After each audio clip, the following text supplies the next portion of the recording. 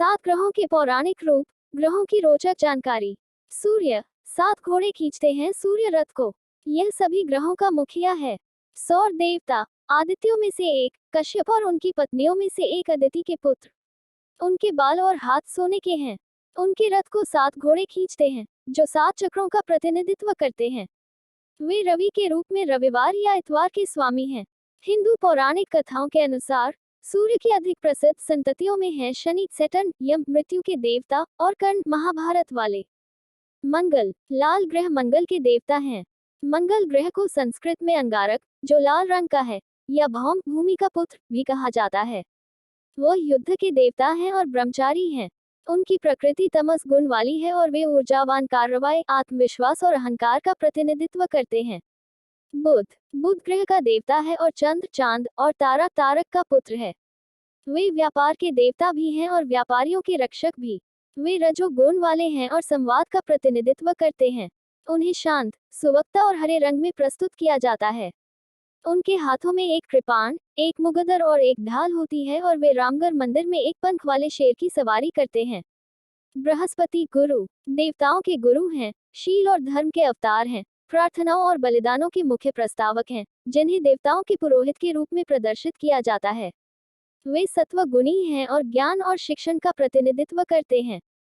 हिंदू शास्त्रों के अनुसार वे देवताओं के गुरु हैं और दानवों के गुरु शुक्राचार्य के कट्टर विरोधी हैं। वे पीले या सुनहरे रंग के हैं और एक छड़ी, एक कमल और अपनी माला धारण करते हैं। विशेष, लग्न की स्थिति के अनुसार ग्रहों की शुभता, अशुभता व बलाबल भी बदलता है। जैसे सिंह लग्न के लिए शनि अशुभ, मगर तुला लग्न के लिए अतिशुभ माना गया है। शुक्र, भृगु और ओशान के बेटे हैं। वे दैत्यों के शिक्षक और असुरों के गुरु हैं, जिन्हें शुक्र ग्रह के साथ पहचाना जाता है। वे शुक्रवार के स्वामी हैं।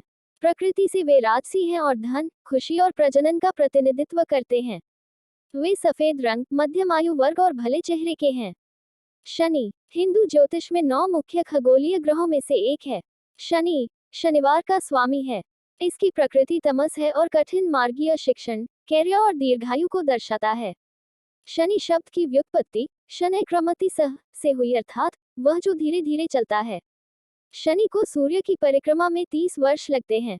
उनका चित्रण काले रंग में एक तलवार, तीर और 2 खंजर लिए हुए होता है और वे अक्सर एक काले कौए पर सवार होते हैं।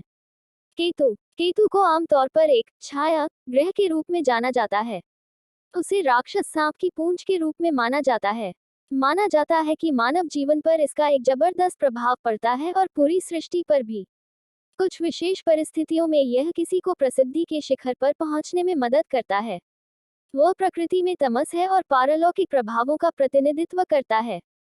राहु, आरोही, उत्तर चंद्र आसंधी के देवता हैं। राहु राक्षसी सांप का मुखिया है, जो हिंदू शास्त्रों के अनुसार सूर्य या चंद्रमा को निगलते हुए ग्रहण को उत्पन्न करता है।